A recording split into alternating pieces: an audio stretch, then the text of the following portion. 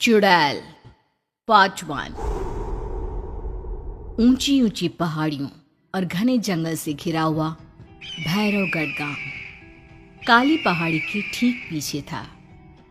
काली पहाड़ी यानी मौत का घर। भैरवगढ़ गांव तक पहुंचने का रास्ता बेहद दुर्गम था। लगभग 24 घंटे घने तूफान और तेज हवाओं की वजह से वहां के वीराने माहौल की कहानियां लोगों के दिलों को दहला देती थी। ऐसे बहुत कम लोग थे जो भैरवगढ़ गांव तक जाने की हिम्मत करते थे। लोगों का कहना था कि इस गांव के आसपास बुरी आत्माओं का साया मंडराता है। गांव के रहने वाले लोगों ने वैसे तो अपनी आंखों से किसी बुरी आत्मा या साये को नहीं देखा था, लेकिन गांव का बच्चा बच्चा इस बात को महसूस कर सकता था कि गांव के ऊपर कोई तो खौफनाक साया मंडरा रहा है। और उसकी वजह ये थी कि उस गांव में जैसे ही कोई लड़का 18 साल का होता, उसके 18वें जन्मदिन की रात ठीक 12 बजे अकस्मात उसकी मौत हो जाती। हर बार ये मौतें बड़े ही रहस्यमयी ढंग से होती और इस बार सरपंच सुमेर के बेटे को 18 साल होने में अब बस 15 दिन बाकी थे। अजी सुनते हैं, हमारा बेटा भी कुछ दिन बाद 18 साल का हो जाएगा। कहीं वो डायन उसे भी खा गई तो। कैसी बातें कर रही हो? जब वो इस गांव में ही नहीं है तो कोई भी डायन या बुरा साया उसका कैसे कुछ बिगाड़ सकता है? उसे कुछ नहीं होगा। हाँ जानती हूँ, आपने उसे पढ़ाई के बहाने इस गांव से बाहर निकाल शहर भेज दिया है, लेकिन ये भी तो सच है ना कि वो बार बार यहाँ आने की जिद करता रहता है। वो चाहे कितनी भी जिद कर ले जानकी, पर मैं उसे इस गांव में कभी वापस नहीं आने दूंगा। मैं नहीं चाहता कि गांव के दूसरे लड़कों की तरह मेरे बेटे की भी अजीबोगरीब ढंग से मौत हो जाए। कभी कभी तो लगता है कि हम सब गांव वालों को हिम्मत करके अपने गांव को इस बुरी आत्मा से छुड़वा लेना चाहिए। लेकिन कौन जानता है आखिर वो खतरनाक साया किसका है? वो काली आत्मा कौन है जो रातों रात हमारे गांव के लड़कों को निगल जाती है? सुमेर और जानकी जब ये सारी बातें कर रहे थे तब रात के लगभग 10 बज चुके थे और हर रात की तरह भैरवगढ़ गांव एक भयानक काले तूफान की आगोश में था। बाहर चल रही तेज हवाएं और बारिश के बीच कभी कभी ऐसा लगता जैसे कोई बुरी तरह से चीख रहा है। किसी के तड़पने और चीखने की आवाजें गांव के कानों में बार बार टकराती, पर वहां रहने वाले किसी भी औरत या आदमी के अंदर इतना साहस नहीं था कि वो अपने घर से बाहर कदम रख के उन आवाजों तक पहुंच सके। सो जाओ जानकी और घर के खिड़की दरवाजे कसकर बंद कर दो। अब जानकी सब खिड़कियां ठीक से बंद करने ही लगती है कि तभी उसे अपने घर के दरवाजे पर जोर जोर से खटखटाने की आवाजें सुनाई देती है। इन आवाजों को सुनकर जानकी और सुमेर के चेहरे डर से पीले और हाथ पैर ठंडे पड़ जाते हैं। जानकी, जानकी, इतनी रात कौन होगा? पता नहीं, ऐसा लग रहा है कोई बुरी तरह से दरवाजा खटखटा रहा है। अरे हाँ, पर किसी की आवाज भी तो नहीं आ रही। क्या करूं? दरवाजा खोल लूं या नहीं? कहीं ऐसा ना हो कि किसी को हमारी मदद की जरूरत हो। लड़खड़ाते कदमों से सुमेर दरवाजे के करीब जाता है और अपने कान को दरवाजे पर रख धीरे से आवाज देते हुए पूछता है, कौन है? कौन है वहां? तभी एक बेहद डराने वाली आवाज उसके कानों से टकराती है। दरवाजा खोलो, दरवाजा खोलो, वरना आज की रात इस गांव में कोई जिंदा नहीं बचेगा। मैं जानती हूँ तुम्हारा बेटा 18 साल का होने वाला है। अगर उसकी जान की जरा भी परवाह है तो दरवाजा खोल दो। इस आवाज को सुनते ही सुमेर घबराकर पीछे हट जाता है और जानकी को पूरी बात बताता है। कहीं वो डायन हमारे घर तक तो नहीं पहुंच गई? अब हम क्या करेंगे?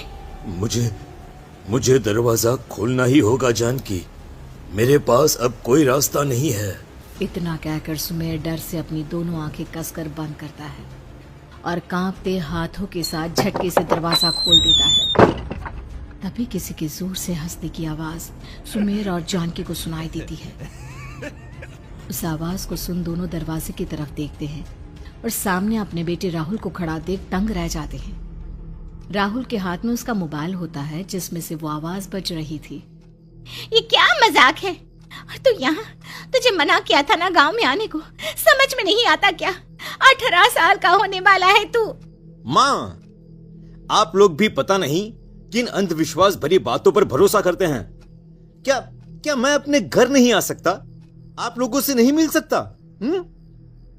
देख बेटा, हमने तुझे किसी वजह से ही इस गांव से दूर रखा था और यहां आकर तूने अच्छा नहीं किया।